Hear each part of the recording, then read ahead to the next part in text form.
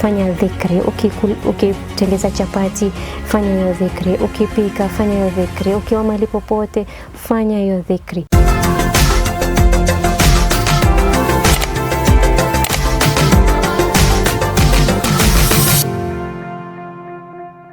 Assalamu alaikum warahmatullahi wabarakatuh. Kwa jina naitwa Zulaikha Nurani. Mimi ni mwanafunzi wa saikolojia na nutrition.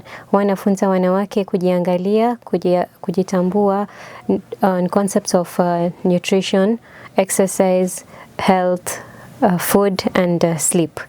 So spiritual connection, mental connection and physical connection. Physical connection inamaanisha nini? Kila kitu yenye iko ndani yako. Physical connection, mental connection inamaanisha nini? Akili kama iko kisawa sawa timamu, like hata thought wise usingilie. Fanya dhikri.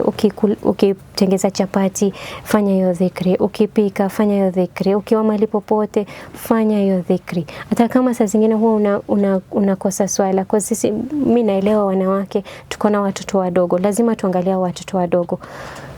Swala huwa inatupita. Jaribu ufanye dhikri. Mtoto wako akikusikia unafanya dhikri, yeye pia mental health yake hata kama akiwa mtoto mdogo itakuwa sawa sawa. Unalea mtoto, unamleta mtu mpya ndani ya dunia. So make sure unafuatilia hizi madua ndogo ndogo, inshallah, na Mwenyezi Mungu atatusaidia pia. Sasa tukiongea maneno ya women's health, leo tutakuwa tukiongea inshallah juu ya women's health. What is women's health?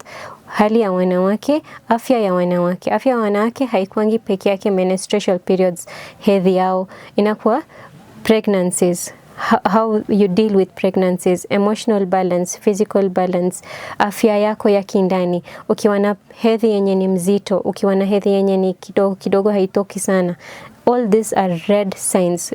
Mwili yako inakuambia there's something wrong. Kukiwa na something wrong, lazima you seek help. You don't just ignore them. You have to seek help. Wanawake sisi huwa hatupendi kuongea juu ya hizo vitu. Tunaona mtu fulani menopause alipitia kitu ABCD, pia mimi napitia, haina shida. Lakini those are things you are supposed to, lazima ufuatilie, because hizo vitu zinaweza kukufanya age haraka sana. Assuming someone who is in their 35, mwanamke mwenye amefikisha 35 years, ashaanza kupata nywele nyeupe, meno hizi zinamuma, ama periods ziko too heavy, ama anapata cramps zikiwa very heavy. Hizo ni vitu zenye tunafaa kuangalia kama sisi wanawake. Lazima tufuatilie hizi jambo ndogo ndogo, tujiangalie sisi wenyewe. Hatuwezi kuwa tunaangalia watu wengine kama watoto wetu na kama sisi wenyewe hatujajiangalia. So lazima tufuatilie hizi jambo. Like kuna mwanamke mwenye anaweza pitia pregnancies. After pregnancies anaona hata huwa saa zingine hata mkojo inamtoka kidogo, ama libido issues. Those are not issues that are supposed to be ignored.